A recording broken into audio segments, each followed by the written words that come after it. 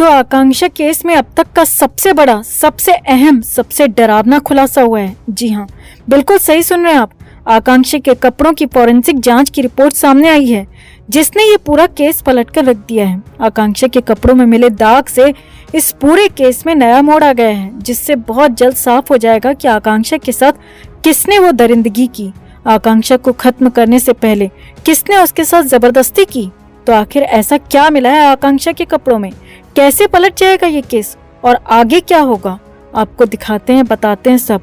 आप भी आकांक्षा के इंसाफ के लिए इस खबर को ज्यादा से ज्यादा लाइक और शेयर कर अपना प्यार और सपोर्ट दिखाएं और कमेंट में जस्टिस फॉर आकांक्षा जरूर लिखें। चैनल के साथ जुड़कर चैनल को सब्सक्राइब कर इस मुहिम का हिस्सा बने, हमारी ताकत बने।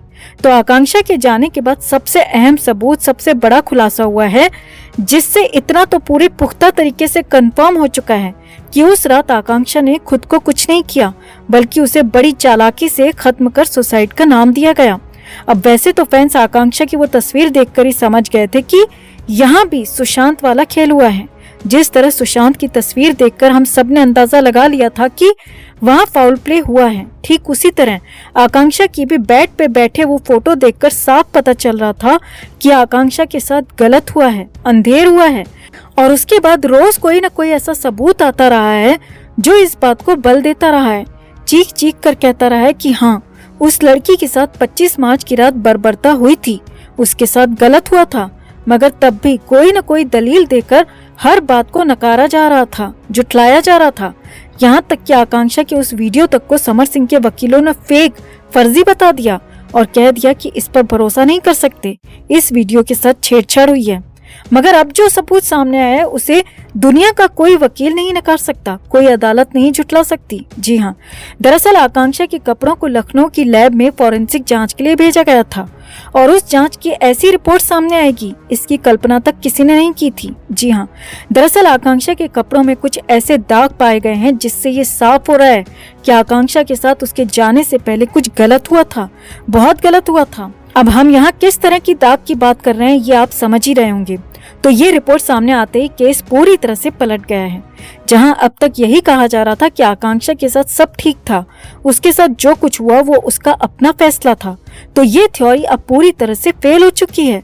क्योंकि जिस तरह के दाग आकांक्षा के कपड़ों में मिले हैं उससे साफ होता है कि उस रात किसी पुरुष ने आकांक्षा के साथ कुछ गलत किया था। बहुत मुमकिन है कि आकांक्षा के साथ उस रात जबरदस्ती हुई हो और जिसके बाद उसे खत्म कर दिया गया हो। जी हाँ, यहाँ आपको बता दें कि आकांक्षा की मां मधु दुबे के वकील ने भी इस पर अपनी प्रतिक्रिया देते हुए बताया है कि हम तो शुरुआत से कहते आए हैं कि उस रात आकांक्षा के साथ जबरदस्ती हुई और फिर उसे खत्म कर दिया गया, और अब इस रिपोर्ट ने भी इस बात की गवाही दे दी है।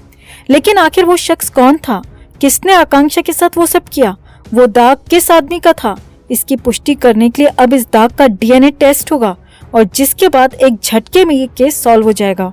आकांक्षा का आरोपी एक झटके में सामने आ जाएगा, एक्सपोज हो जाएगा। जी हाँ, आपको बता दें कि पुलिस ये पता करने के लिए 4 लोगों का DNA टेस्ट करवाने जा रही है और उन चारों में से जिसका भी DNA आकांक्षा के कपड़ों में मिले दाग के DNA से मैच कर गया, उसका बच पाना नामुमकिन माना जा रहा है, क्योंकि फिर ये तय हो जाएगा कि उसी शख्स ने आकांक्षा के साथ पहले गलत काम किया और फिर उसे निपटा दिया। तो DNA टेस्ट से पूरा केस शीशे की तरह साफ हो जाएगा कि आखिर आकांक्षा के साथ सारनाथ के उस होटल में किसने वो दरिंदगी की, किसने आकांक्षा को खत्म करने से पहले नोचा, खसोटा और फिर उसे हमेशा के लिए खामोश कर दिया।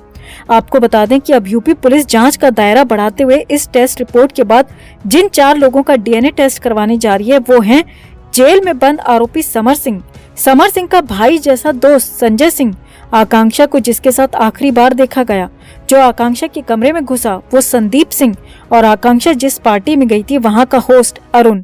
इन चारों लोगों के DNA टेस्ट से पूरा खुलासा होने की उम्मीद जताई जा रही है, जिसके बाद इस केस में किसी शक शोबे की गुंजाइश नहीं रहेगी और असली गुनहगार बेनकाब होकर दुनिया के सामने होगा और जिसे सजा मिलना तय माना जा रहा है। तो आपको क्या लगता है दोस्तों, इन चारों में से किसका DNA आकांक्षा के कपड़ों में मिले DNA से मैच कर सकता है? कमेंट में से लेकर आप भी अपनी बात, अपनी राय जरूर रखें और वीडियो को ज्यादा से ज्यादा लाइक और शेयर कर अपना प्यार और सपोर्ट भी जरूर दिखाएं।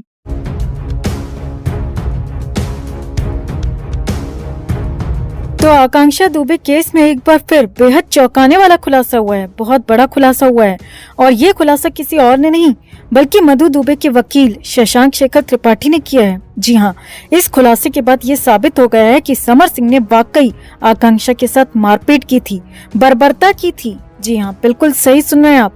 और अगली सुनवाई में शशांक शेखर त्रिपाठी इस बात का सबूत भी कोर्ट में रखने वाले हैं, जिसके बाद पापी समर सिंह का बचना नामुमकिन है और उस पर धारा 302 लगना तय माना जा रहा है। तो आखिर कैसे सामने आया ये सबूत कि समर सिंह ने आकांक्षा के साथ मारपीट की थी, और इस सबूत को कोर्ट के सामने रखने के बाद कितनी बड़ी मुश्किल में फंस जाएगा समर सिंह, और कैसे लगेगी उस पर धारा 302, आपको बताते हैं, दिखाते हैं सब।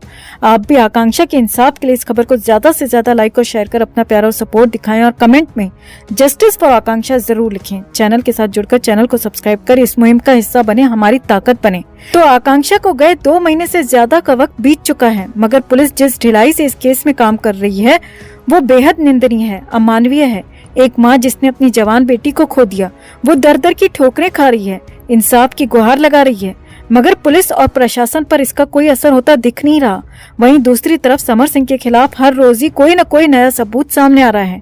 आकांक्षा का केस मजबूत होता जा रहा है, बावजूद इसके कोर्ट भी बस तारीख पर तारीख दे रहा है। समर सिंह को सजा न जाने कब मिल पाएगी, लेकिन सुशांत के इंसाफ की तरह आकांक्षा के इंसाफ के लिए भी फैंस डटे हुए हैं, लगातार आवाज उठा रहे हैं।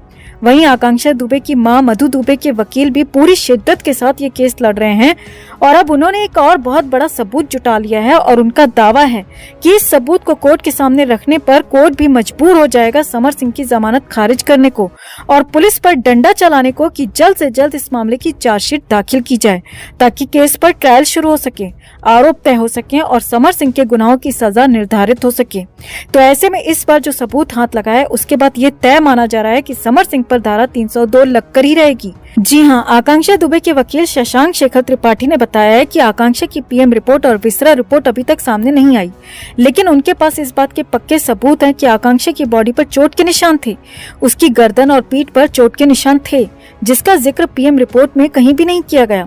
लेकिन उनके पास इस बात के पक्के सबूत हैं जो वो कोर्ट में रखेंगी। इसके साथ ही आकांक्षा की वो तस्वीर भी बहुत बड़ा सबूत है, जिसमें उसके चेहरे पर चोट के निशान साफ देखे जा सकते हैं, उसके साथ हुई बर्बरता साफ देखी जा सकती है। आपको बता दें कि ठीक 1 साल पहले की ये तस्वीर है, जब आकांक्षा सारनाथ पुलिस के पास समर सिंह के खिलाफ कंप्लेंट लिखाने पहुंची थी। जी हाँ, बिल्कुल सही सुन रहे हैं आप।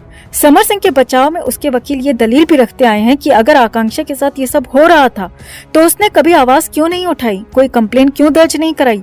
तो इस बात का सबूत भी अब शशांक शेखर त्रिपाठी के पास आ गया है, जिससे साबित होता है कि आकांक्षा ने इस मारपीट के बाद सारनाथ पुलिस में समर सिंह के खिलाफ FIR करवाई थी, मगर सारनाथ पुलिस ने न तो तभी कुछ किया और न ही अब इतना सब होने के बाद ही आकांक्षा के चले जाने के बाद भी कुछ कर रही है।